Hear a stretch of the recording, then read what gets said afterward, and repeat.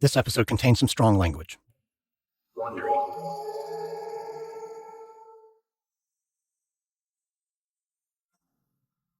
It's early morning, Monday, July 2nd, 2007.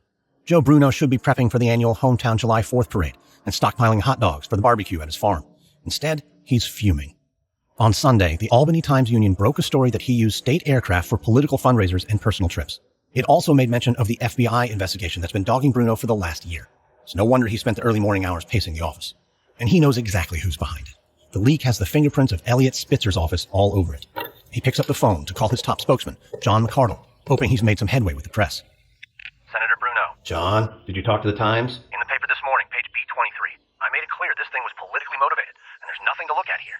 All of those trips were business. Spitzer has taken more personal trips on his political crusade against me in a month.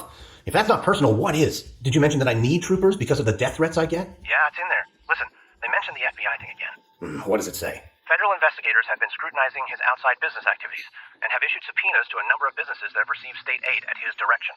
Jesus. Anything else? Well, they're calling for an investigation into the flights. Who is? Spitzer's office. Stop. You gotta be kidding me. We've got to get in front of this, John. I know, Senator. You've got a press conference at noon. I'm calling Stone. Senator Bruno may be almost 80 years old, but he's just as shrewd as the day he took office. He's kept his seat in office for more than 30 years because he knows how to bob and weave. He just needs to get off the ropes and start making some jabs. And with a little help, he'll be back on top in no time. Spitzer has no idea what's about to hit him. American Scandal is sponsored by the new Audible original Bad Republican by Meghan McCain. In her debut audio memoir, Meghan McCain gives a first-hand look into the life of the conservative rebel and departing co-host of The View. You'll hear what it's like to grow up as the daughter of an American icon and to mourn his loss very publicly, just 1 year into her tenure as co-host of America's most-watched daytime talk show. Her memoir also reveals how she handled attacks from the U.S. president and her thoughts on cancel culture, dating, and how our country treats new mothers. It's unsparingly honest, deeply relatable, and highly entertaining. Go beyond what you know about Meghan McCain from TV and your newsfeed. Visit audible.com/Bad Republican and listen now. We get support from the new podcast, Hemingway's Picasso. Stephen Coe lived many lives. He was an NFL journeyman, a male model, and one of the most well-connected smugglers in 1980s Miami. Coe collected many souvenirs from his adventures, but his most treasured bounty, a beautiful ceramic crafted by Pablo Picasso and gifted to Ernest Hemingway at the author's Cuban home. So the story goes. Lost during the Cuban Revolution, the artwork resurfaced when Coe took it as payment for a drug run financed by the notorious Pablo Escobar. Coe passed away in 2018, passing the piece down to his son, Stevie. Stevie feels he needs to complete his father's mission of selling this piece and telling Steve's cinematic life story. Is the Picasso authentic or a fraud? Was Steve Coe a big talker or a real deal smuggler? Listen to new episodes of Hemingway's Picasso every Monday wherever you get your podcasts.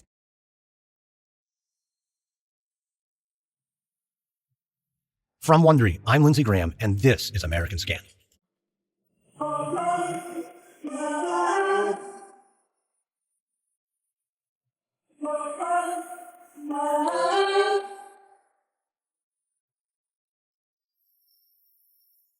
This is the second episode in our series about Albany, New York. In our last episode, Elliot Spitzer, the heroic sheriff of Wall Street, was elected governor on the promise to clean up the cesspool of Albany politics. But 6 months later, Governor Spitzer is at war with his chief rival, Senate Majority Leader Joe Bruno, one of the most powerful men in the state. It's a war that's about to get a whole lot worse. This is episode 2, an affair to remember. The party at Senator Bruno's upstate farm on July 4th has often been a festive affair, but for Joe Bruno, the holiday's always a mixed bag. He loves the local parades and the high fives and handshakes from the people in the county who love him because he's gotten them baseball stadiums, parks, and playgrounds, some with his name on them. But his thoroughbreds are always spooked by the fireworks. Tonight, he's just as jumpy, after a conversation with Fred Dicker from the Post. Bruno's finally on the attack. If Dicker reports this right, come tomorrow morning, he might just get the upper hand on this whole travel fiasco. It's been a tough few weeks. Last month, the Times-Union obtained a grand jury subpoena to look into the specifics of an ongoing FBI investigation around Bruno's outside business interests with substantial and important business people, as Bruno's firm calls their clients. It turns out the feds are particularly interested in Bruno's close relationship with Jared Abruzzese, a wealthy businessman who's been lobbying to run the state's multi-billion-dollar horse racing franchise. Abruzzese has arranged fundraisers for Bruno, taken him on vacation in his private jet, and paid him nearly $500,000 in so-called consulting fees. They're also looking into something less colorful but equally as lucrative, Bruno's employment with Wright Investment Services. The firm is paying Bruno a large consulting fee for referring clients to Wright. And now, this thing about misusing state aircraft is front and center, an ethics charge that could throw him out of office. Bruno is certain this is Spitzer's endgame, but Bruno has a weapon that Spitzer does not. Roger Stone. Stone is an icon of American politics. He made his reputation back in the 70s as Richard Nixon's dirty trickster, and he's proud of it. He sports a giant tattoo of Nixon's face on his back. He leads a colorful personal life, often visiting swingers clubs with his wife. On Stone's resume is a who's who of American politics. Ronald Reagan, Bob Dole, George Bush. He has two mottos that have served him well over the years. Attack, attack, attack, never defend. And admit nothing, deny everything, launch counterattack. So in June, when Bruno has had enough of Spitzer and his attacks on the Republican majority, he turned to Roger Stone. Stone is a master at manipulating the press. He and his team collect negative stories on Spitzer and feed a steady drip to journalists, trying to paint him as an angry thug and a spoiled elitist brat. Stone's fee is $20,000 a month. The money helps support Stone's expensive habits. He collects Jaguars and fancy clothes. There are more than 100 custom-made suits in his closet, but there's no denying it. The dirty trickster gets results. So far, Joe Bruno does not regret paying Stone's bill. On Thursday, July 5th at 6 a.m., Elliot Spitzer is returning to the governor's mansion from an early morning jog. He walks into the kitchen, grabs the paper. He knows the New York Post Fred Dickers is publishing something, and it won't be flattering, but what's on the front page stops him in his tracks. The headline reads, Gov's Trooper Snoop on Bruno. He drops it to the nearest chair and picks up a phone. He's not happy. Mr. Governor. Dop, you seeing this? I'm looking at it right now, Governor. It says Governor Spitzer targeted State Senate Majority Leader Joseph Bruno for an unprecedented state police surveillance program. It's a total spin job, Governor. They're saying I directed state troopers to spy on Bruno, that I singled him out. I told Dicker the police started keeping records when Mike Long, from his own party for Christ's sakes, complained about Bruno bringing armed troopers to his fundraiser. But Long denies it. Look at Bruno's quote. He says, this is like something you'd expect in a third world country, where some dictator has his enemies followed to see how they could either do something to them or disgrace them. This is dangerous in a free country. Bruno just loves to play the victim. You know that. It'll blow over, Governor. A few days, a week, tops. Except that it doesn't blow over. In a television interview later that day, Bruno calls Spitzer a bully and a hypocrite, and his aides hoodlums and thugs. The next day, Bruno calls for a criminal probe into Spitzer's tactics. Admit nothing, deny everything, launch counterattack. The media quickly dubs the affair Troopergate. The question is no longer whether Bruno's been flying state aircraft to $5,000 a plate fundraising dinners. Now, it's how dangerous and conniving is Elliot Spitzer. In a 1-2 punch, Bruno has just turned the tables. Attorney General Andrew Cuomo has been very vocal about his desire to one day be governor. And what better place to pave the way than the Attorney General's office? It worked for Spitzer. Now Cuomo has the opportunity of a lifetime. He's been called on to investigate corruption in Albany by two of the most powerful men in the state. He'll need to tread lightly, so there's no blowback on his office. He and his team get to work, requesting emails and records and conducting interviews. 3 weeks later, on July 23rd, Cuomo issues his report. It's long, and it's scathing. The investigators find there was an orchestrated campaign by the governor's office to obtain and provide information to the news media with the help of the state police to essentially discredit Joe Bruno. It says the governor's staff ordered the state police to keep special records of Bruno's whereabouts when he traveled with police escorts in New York City, and to create records from memory if they didn't exist. It concludes by saying while Spitzer's office had broken no laws, and there was no spying as Bruno contended, there was a clear breach of ethics. Cuomo places the blame at the feet of 3 of Spitzer's staff. The governor, for now, is deemed innocent. The report also clears Bruno of misusing the state's air fleet, though it calls the state's policy porous and recommends tightening it up. For the governor who sailed into office promising ethics reform, this doesn't look good. On the morning of July 23rd, Governor Spitzer and his team gather in his office at the Capitol and reread the report before it's officially released by Cuomo's office. Then, with a sigh, he leans back in his chair, girds himself. He's about to do something he's rarely done in his life, eat crow. He picks up the phone and dials Joseph Bruno. What can I do for you, Governor? Joe, I owe you an apology. I had no idea what Darren Dopp was up to, what my office was up to. I know it caused you a hell of a lot of problems, and I'm sorry for that. Well, that's mighty magnanimous of you, Governor. Joe. Jesus, Elliot. You've had the state troopers on my heels following me while you're fucking around with the press, painting me as a bad actor? You are a hypocrite. You think I don't know why you're calling? I know exactly why. So you can tell the press you said sorry. All right, Joe. I tried. You have my apology. Please accept it. I appreciate your call, Governor. For Bruno, it's a case of too little, too late. Elliot Spitzer puts down the phone. He's tried to do the right thing. Now he has to do one more unpleasant thing. Put Communications Director Darren Dopp on indefinite, unpaid leave. Whether Dopp acted on his own or whether Spitzer told him to leak Bruno's travel details doesn't matter. It will look better to the people of New York for someone to go down. Then, eat more crow at a press conference in the Red Room, where he tells the crowd of reporters that he is accountable for what goes on in the executive branch, and he accepts responsibility for the actions of his office. He says his administration has grossly mishandled this situation. He tells them he apologized to Senator Bruno personally this morning. It's been a very bad day. Even the New York Times jumps in with an editorial saying the episode has the smell of an old-fashioned dirty trick, and if Spitzer fails to clean up his own house, his ability to clean up Albany could be severely compromised. 4 days later, on July 27th, State Senator Dean Skelos pushes the issue further. Skelos grew up in Rockville Center, New York, in a family of Greek descent. Apart from college, he never left his small town. An attorney who still practices on the side, he's been at the legislature for more than a quarter century. He knows how to win influence. In one of his earliest elections, he persuaded Ronald Reagan to stump for him. Skelos is also practiced in the ways Albany works, and perfectly happy with the culture of trading favors. He's also widely known as Bruno's attack dog. Skelos pulls no punches maligning Spitzer. He recommends his Committee on Investigations and Government Operations review Troopergate. He says, "We have the real makings of a conspiracy here." Spitzer tries to shift the press's attention back to the actual work of the governor's office, but the bad press keeps on coming, for weeks. Roger Stone helps fan the flames. Attack, attack, never defend. But Stone's dogged enthusiasm to take down Spitzer is about to take a poisonous and baffling turn. As the summer wears on, the heat in New York grows more stifling. People are on edge, and the crime rates are up. At 10 p.m. on August 6th, a phone rings in an empty office on the 22nd floor of the Crown Building on Fifth Avenue. No one is there. The owner, 83-year-old Bernard Spitzer, the governor's multimillionaire father, left work early that day to go home and rest. He suffers from Parkinson's and tires easily these days. The machine in his office picks up, and the caller leaves a message. This is a message for Bernard Spitzer. You will be subpoenaed to testify before the Senate Committee on Investigations on your shady campaign loans. You will be compelled by the Senate Sergeant-at-Arms. If you resist the subpoena, you will be arrested and brought to Albany. And there's not a goddamn thing your phony, psycho piece of shit son can do about it. The voicemail is referring to questions around how Elliot Spitzer financed his 1994 run for Attorney General. Questions that have never been put to rest, mostly because Republicans are keeping them alive. The private investigator traces the call back to a phone belonging to the wife of political consultant Roger Stone. Stone denies it, saying he was at the theater that night, watching a Broadway show called Frost Nixon. But there was no such performance. Then, Stone tries to pin it implausibly, both on the Democratic owner of his apartment building and on Spitzer himself. But on August 22, 2007, investigations conclude that Stone left the message. For the last month, Bruno had been enjoying his status as an elder statesman wronged by a dirty-dealing governor. So this is embarrassing. Stone is on his payroll. Stone has made him look anything but statesmanlike.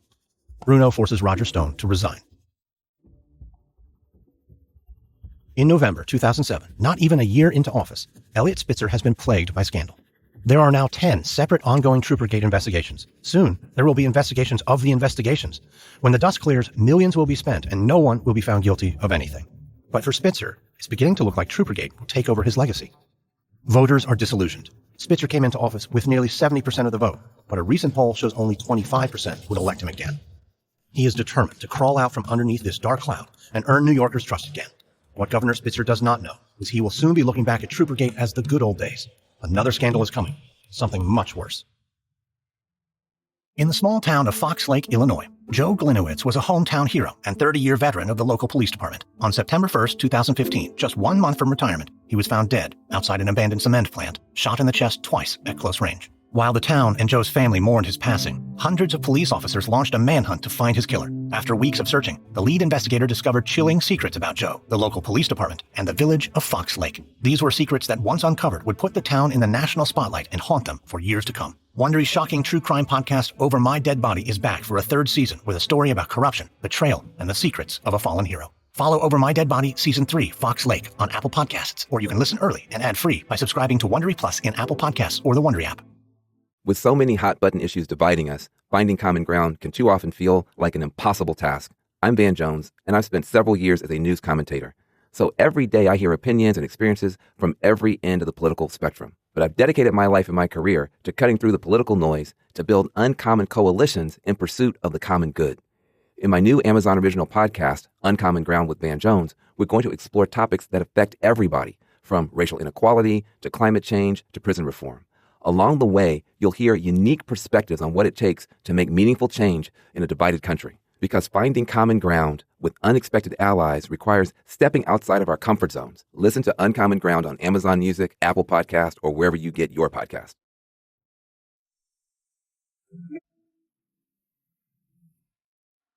Long before becoming governor, Elliot Spitzer was an assistant district attorney in Manhattan, where he played a pivotal role in prosecuting the Gambino crime family. He came up with an ingenious idea for a sting operation, a phony garment sweatshop. The Gambinos were known to extort money from businesses in the garment district, and Spitzer was betting that sooner or later they would come to his phony shop and demand their cut too. It was a gamble, but it paid off. Thanks to Elliot Spitzer, the Manhattan DA's office took down one of the most notorious mob families in the country. Spitzer used his success in the district attorney's office to run for attorney general, and won. As attorney general, he focused on Wall Street, investment banks and bankers who he believed were every bit as corrupt as the mob, just with better suits. During his 8 years in that role, Spitzer went after institutions previously thought to be unassailable. Merrill Lynch, Bank of America, AIG. He not only prosecuted top-level investment bankers, he got convictions. It earned him the moniker the Sheriff of Wall Street. Spitzer's success in exposing financial fraud did not just earn him a nickname, it also earned him some very rich and very powerful enemies. Since becoming the governor of New York, that enemies list has only gotten longer. He just doesn't know how long. But in February 2008, Spitzer is feeling confident. Troopergate is mostly behind him. He's had a few legislative wins, and his poll numbers are slowly ticking up. Now he's on his way to Washington at the request of Congress to testify and share some of his financial expertise. Late in the afternoon, the governor checks into room 871 of the elegant Mayflower Hotel, also known as the Hotel of Presidents. After settling in, he calls room service, orders a scotch, and gets in the shower. A few minutes later, the phone rings. It's the front desk asking to speak to Mr. Fox. Elliot Spitzer has checked in under a pseudonym, George Fox, which also happens to be the name of one of his good friends and a major donor to the New York Democratic Party.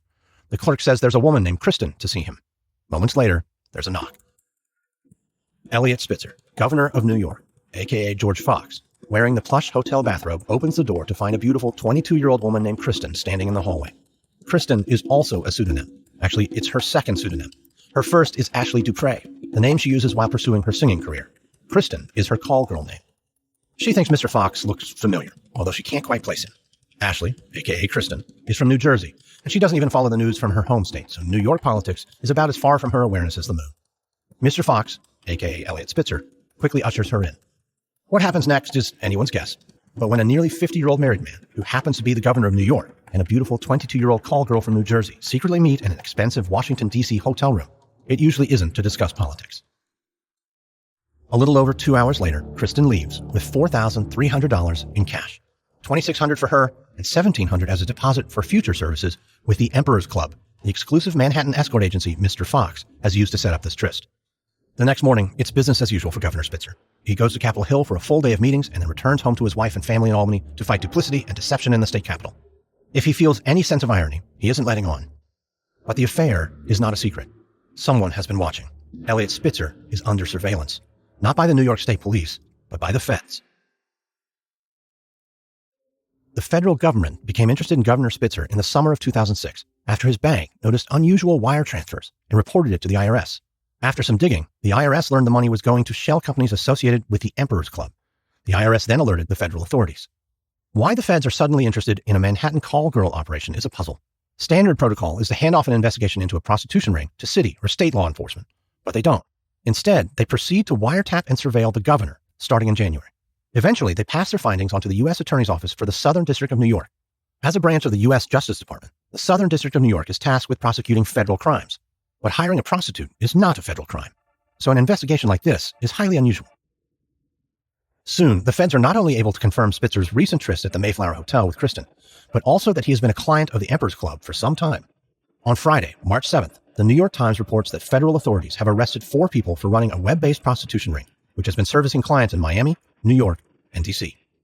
That evening, Spitzer receives a tip from a Times reporter. The feds have identified him as Client 9 of the Emperor's Club.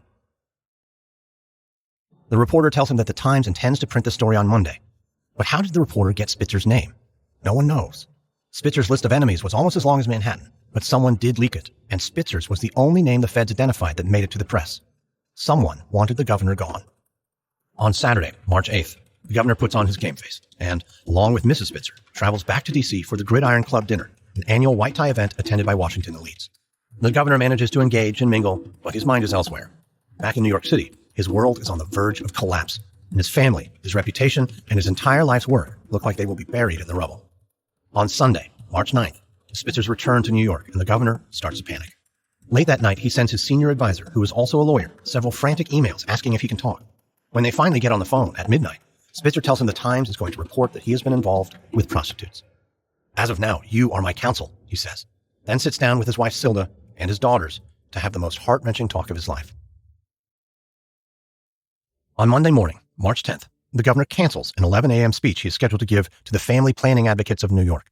Aides tell the press the governor is ill. Others say that there's been a scheduling conflict. Neither is true. The governor is simply in no condition to give a speech. The governor's offices in both Manhattan and Albany are in complete chaos.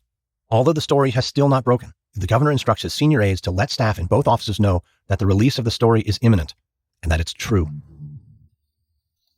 It's just after lunch. Lieutenant Governor David Patterson receives a call from one of the governor's top aides, Richard Baum. Baum is whispering from inside a bathroom in the governor's apartment. Lieutenant Governor. Richard? I can hardly hear you. Did you read the article in the Times? I haven't, no. Which article? The Emperor's Club prostitution ring. The governor's about to be indicted. I think he's going to resign. You may have to step in. Oh, God, I gotta go. As Patterson hangs up the phone, he's sure he misheard Baum. He calls his aide to see what he knows. Lieutenant Governor. Hey, yeah, look, I just got off the phone with Baum. Do you know anything coming out of the governor's office today? Why? Look, it was a short phone call and I probably misheard him. I'm convinced it has nothing to do with him, but maybe one of the Spitzer companies or something? No, sir. I'm sorry to say you heard correctly. It's the governor. Oh, God. I'm not sure what I should be doing right now. Well, sir, I suggest you start putting some thoughts together and making some notes. We might use them for your inauguration speech. By noon, the horrible news is sinking in for Governor Spitzer's staff in both Albany and New York. Some are in shock. Some are angry. Others are distraught, even crying. Many staffers left good jobs in the private sector to go work for a man and a cause they believed in. Other staff members are in denial.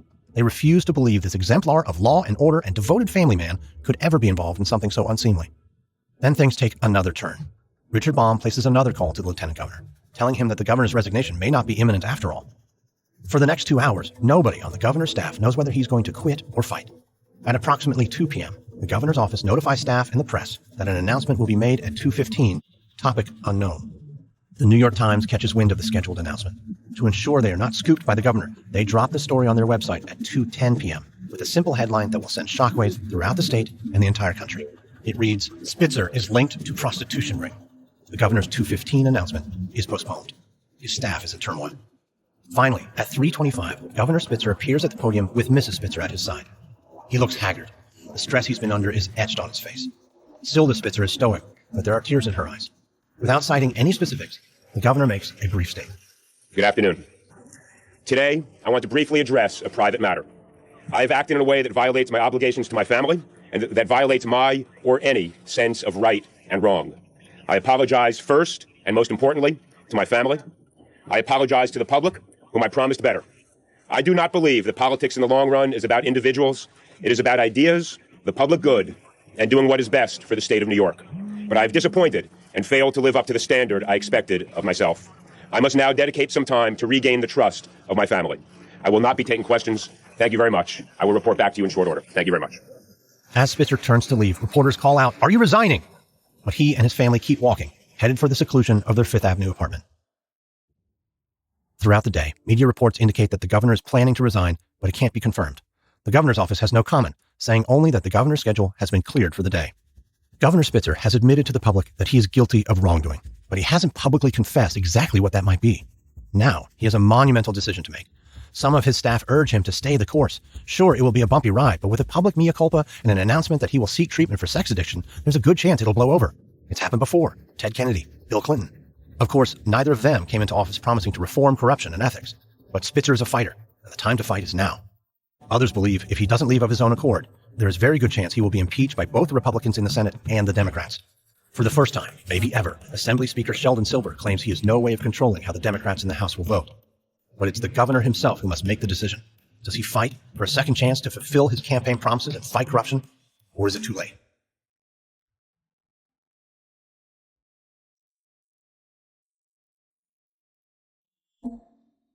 At 7 p.m. on Friday, March 7th, 2008, while Governor Spitzer contemplates whether to publicly apologize for his actions and wait out the bad press or simply resign, the Associated Press drops another bomb.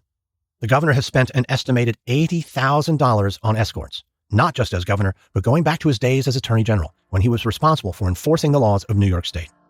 The press is now in a feeding frenzy. The New York Post gleefully assigns a new nickname to the governor. He's no longer the sheriff of Wall Street. He's the Love Gov. And within just a few hours, the scandal quickly gains national attention. The New York Times is reporting New York Governor Elliot Spitzer has told his senior administration officials he had been involved in a prostitution ring. In the country, the governor of New York, Elliot Spitzer, announced that he had been hiring young women from an escort service. And by the way, he's a former prosecutor. Republicans waste no time pouncing. Minority Leader James Tedisco, who Spitzer once threatened to steamroll, issues a statement saying, "The governor has disgraced his office and the entire state of New York. He is unfit to lead our state and unfit to hold public office." He follows it with a threat of his own. Unless the governor resigns in the next 48 hours, Tedisco will call for articles of impeachment against him. It appears the choice has been made for Spitzer. On the morning of Wednesday, March 12th, 2008, only 14 and a half months into his term, Spitzer's office announces that the governor will make a brief statement to the press at 11:30 a.m. At 10:45 a.m., Spitzer's nemesis, Senate Majority Leader Joe Bruno, breaks his silence and makes a statement to the press that foreshadows Eliot Spitzer's inevitable demise. We are going to partner with the Lieutenant Governor and when he becomes governor, to govern. And David has always been very open with me, very forthright, and I look forward to a positive, productive relationship as soon as possible. The press swarms outside the doors of Spitzer's Tony Fifth Avenue apartment as Governor and Mrs. Spitzer emerge and make their way into the back of a black SUV. Helicopters hover above as the car slowly makes its way to the governor's office. The street is lined with thousands of people, some with cameras, some with signs of support. A few look sad, others angry. Spitzer's senior advisor will later say it felt like a motorcade headed to a public execution. Silda Spitzer, an elegant and gracious woman, is still shell-shocked from the bomb dropped on her just a few days earlier. Having grown up in a Southern Baptist family in North Carolina, no one ever prepared her for such a humiliating situation. Bad enough if all this happened privately, but this...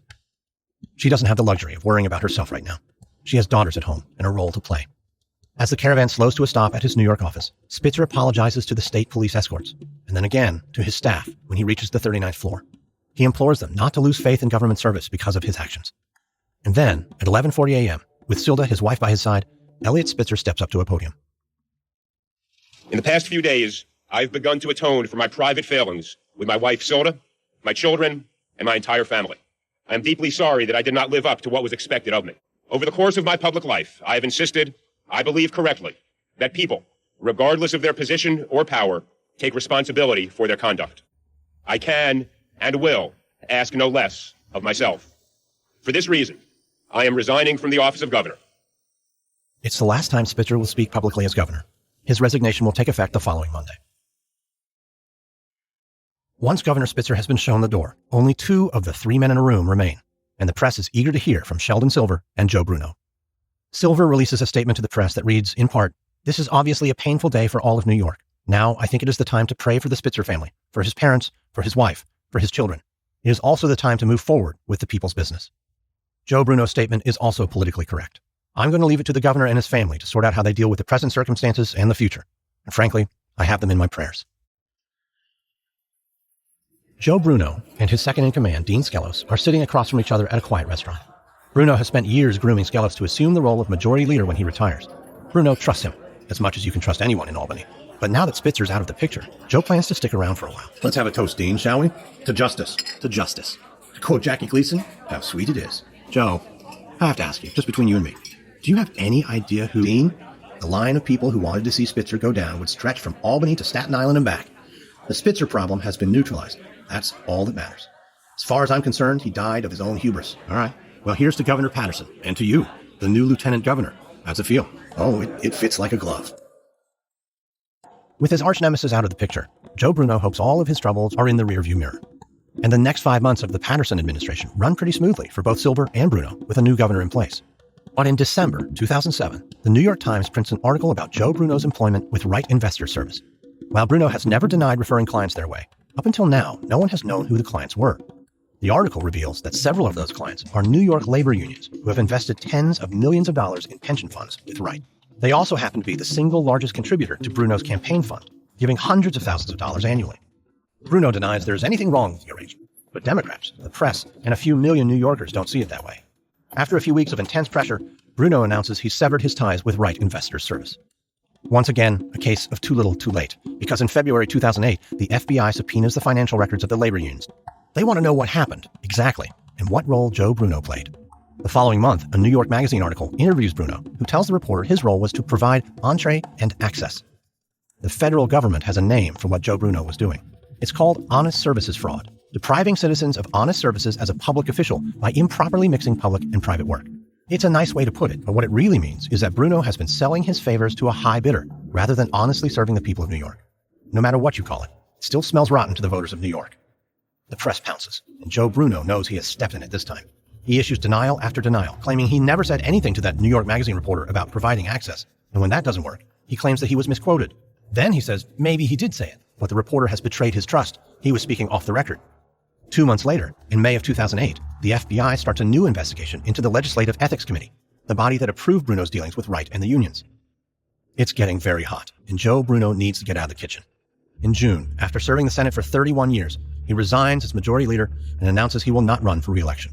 He cites personal reasons, because that sounds better than I'm being investigated by the FBI and I may end up in prison soon. Joe Bruno spends the next several months denying he did anything illegal. But in January of 2009, the feds disagree, and the Southern District of New York indicts Joe Bruno on 8 counts of corruption. Prosecutors also charge Bruno with accepting over $1 million from 3 businessmen for providing entree, as Joe Bruno liked to say. One of the 3 businessmen, the regular GOP donor named Jared Abruzzese, paid Bruno $80,000 for a horse raised on Bruno's farm that was, according to prosecutors, ready for the glue factory and not worth a fraction of that. The Republicans circle the wagons and support their man, despite the overwhelming evidence pointing to his guilt. The new majority leader, Dean Skelos, says, Joe Bruno is a fighter who has successfully confronted many tough challenges throughout his life, and I'm very confident he will continue to do so. In November of 2009, 80-year-old Joe Bruno's trial begins, and he brings his gloves to court. His behavior is defiant, some might even say entitled. At one point, he mutters aloud about a ruling he doesn't like, within earshot of the jury. That's a no-no, and the federal judge has no problem admonishing former Senator Bruno as he would a child. For once in your life, you don't control something. I do. You ever do what you just did in the presence of that jury again, which is question any of my rulings, I will take measures to make sure you don't repeat that. You understand me? Of the 8 counts, the jury acquits Bruno of 5 and hangs on a 6th, but he is convicted of 1 count of mail fraud and 1 count of wire fraud. Bruno is sentenced to 2 years in federal prison. But Bruno's a cat who lands on his feet, and his convictions are overturned when the U.S. Supreme Court narrows the definition of honest services fraud in 2010. A year later, at a retrial, Bruno is acquitted on all 8 accounts. The acquittal also allows him to file for repayment of all of his legal fees, $1.8 million. He returns to the tranquility of his sprawling horse farm upstate, where today, at almost 90, he still reads the Albany papers every day. After Spitzer's breathtaking fall from grace, followed by Joe Bruno's resignation from the Senate, 2 of the 3 men who occupied the room in 2007 and 2008 are gone. Assembly Speaker Sheldon Silver is the last man standing, and the Senate has a new majority leader, Dean Skelos. But there's still a place in the room for a 3rd man. Both Silver and Skelos are going to find that the new governor has no intention of keeping it business as usual in Albany. Next on American Scandal, a new New York governor vows to take on corruption while a new U.S. attorney in the Southern District of New York starts his own investigation into crime at the Capitol and will take down 2 of the most powerful men in the state. From Wondery, this is American Scandal. If you've enjoyed this episode, subscribe now on Apple Podcasts, Spotify, Google Podcasts, Wondery.com, or wherever you're listening to this right now. If you're listening on a smartphone, tap or swipe over the cover art of this podcast. You'll find the episode notes, including some details you may have missed. You'll also find some offers from our sponsors. Please support this show by supporting them. We'd also love to learn more about you. Please complete a short survey at Wondery.com/survey. That's Wondery.com/survey. You'll have an opportunity to tell us what you like about the show and what you'd love to hear in future episodes. A quick note about our reenactments. In most cases, we can't know exactly what was said, but everything in our show is based on historical research. American Scandal is hosted, edited, sound designed, and executive produced by me, Lindsey Graham, for Airship. Additional production assistance by Derek Behrens. This episode is written by Michael Byrne. Our consultant is longtime Albany journalist Jay Jochnowitz. Editing assistance by Elaine Appleton Grant. Executive producers are Stephanie Jens, Marshall Louie, and Hernan Lopez for Wondery.